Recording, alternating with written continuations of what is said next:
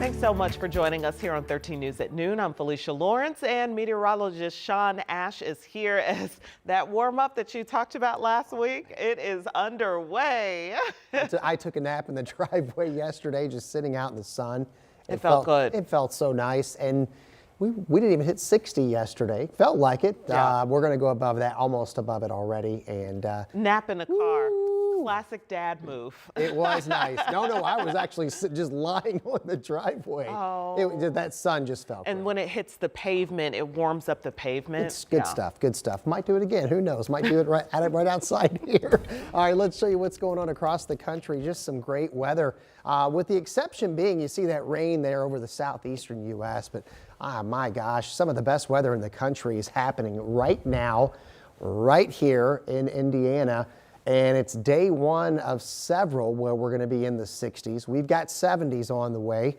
We're almost at 60 degrees right now, 58. Shelbyville 59, 54 comfortable degrees in Richmond. You take those numbers, compare them to 24 hours ago. We're 9 degrees ahead of that pace, and the pace yesterday took us to 59 degrees. So it gives you a little hint of where we're going. The wind is not terribly strong. It's from the southwest at about 10 miles per hour. Not a cloud in the sky. It is going to be a perfect afternoon, in my opinion. Mid-upper 60s. We're not going to be far from 70. I don't know if we're going to get there, but we won't be too far. Right now we're at 58. Mentioned that west-southwest wind. The air is dry. And here's the balance of today. We're going to forecast right around 67, 68. That puts us 20 degrees above the average high for today here. Now, today, the entire state near 70 degrees. Tomorrow, depending on your location, it either feels like winter or it feels like the middle of spring. I'll show you that in a few moments in the 7-day forecast. Okay, we'll be here for it, Sean. Thank you. And right now, state police in Hendricks County are investigating a head-on crash along eastbound I-74. And we have video. This is from one of our NDOT traffic cams. The crash happened around 12:45 this morning, and you can see all of the first responders on scene along I-74, which is near mile marker 66. No word yet about the number of injuries in this crash. We are reaching out to state police to learn what led up to this crash. And once we get more information, we'll be sure to update you online at WTHR.com. Metro Police are now investigating on the city's east side after 2 men were shot in a neighborhood. So all of this happened early, just before 4 this morning near 33rd and Mithofer. IMPD tells us police were en route to the scene for the possible person shot.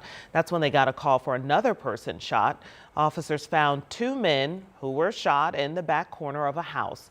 Both were taken to nearby hospitals where they were listed in stable condition. There are no witnesses to this shooting. Others in the house at the time only heard the shooting, and police believe this was a targeted attack.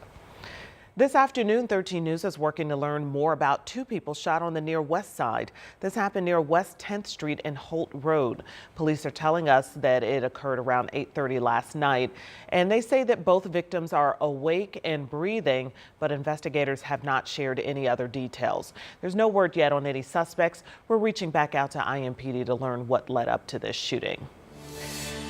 Neighbors on the east side still shaken up after a woman's death in an apartment community for older adults. And this marks the 31st homicide of this year in Indianapolis. Our Marina Silva talked with neighbors and police about the arrest in this case. Serenity Manor Apartments, a community meant for adults 55 and over.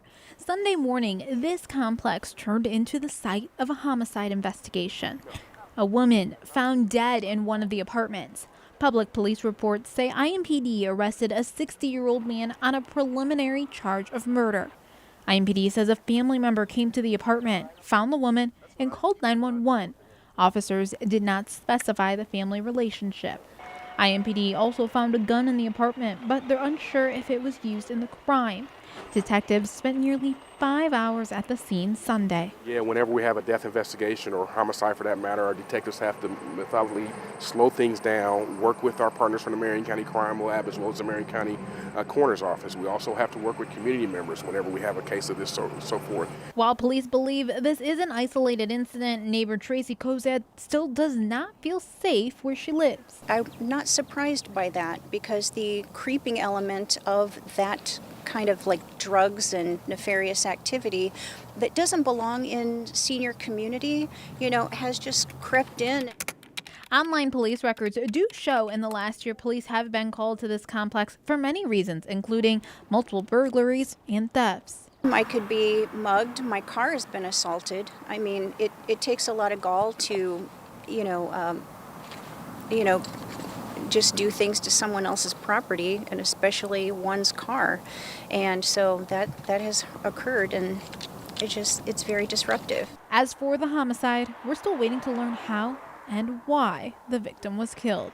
In Indianapolis, Marina Silva, 13 News. And Metro Police are also investigating the death of a 21-year-old man who had been shot and dropped off at the hospital. Officers tell us they were called to Community East Hospital around 3 a.m. Sunday. Medics tried to save Charles Mitchell Jr., but he unfortunately died. IMPD later figured out that he was shot on John Jay Drive near 38th and Mithofer. We encourage anyone to please stay on scene. Let our detectives come out and speak with you. It's already somewhat difficult when we're not at an actual scene. And so my message would be this: if you're ever involved in that situation, please stay on scene. Let our detectives come out and investigate and speak with you.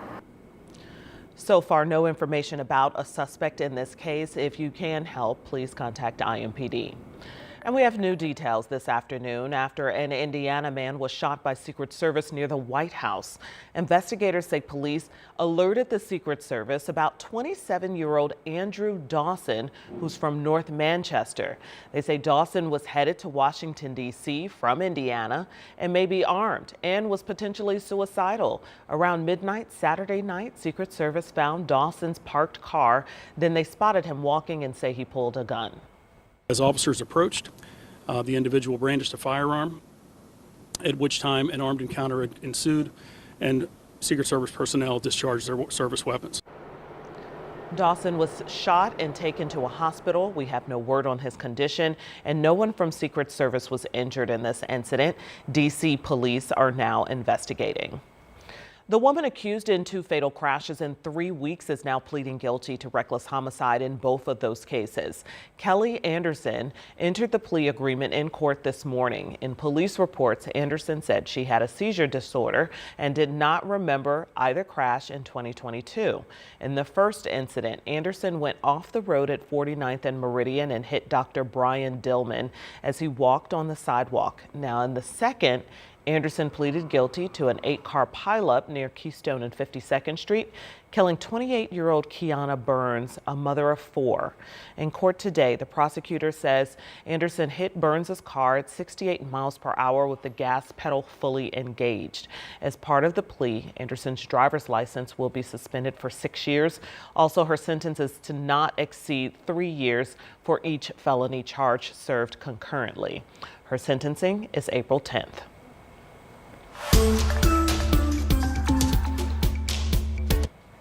And turning to a new push from one Indiana lawmaker to put a stop to career politicians in Washington. State Senator Andy Zay wants Indiana to join the national movement to add term limits in Congress. That would require changing the U.S. Constitution, which is just not easy. There are 2 ways to do it. First, Congress would propose an amendment and states would ratify it. That's unlikely. Now, in the second option, states initiate the change through a constitutional convention. This is a big process. We are kind of in the infancy. I think we're looking at about 10 to 12 states right now, somewhere in there. Many more considering this. You can get 12 states to sign on to a lot of things. Getting 30, which would get you close to the 2/3 that you need, that's a lot harder. People against term limits insist stability in Congress is critical.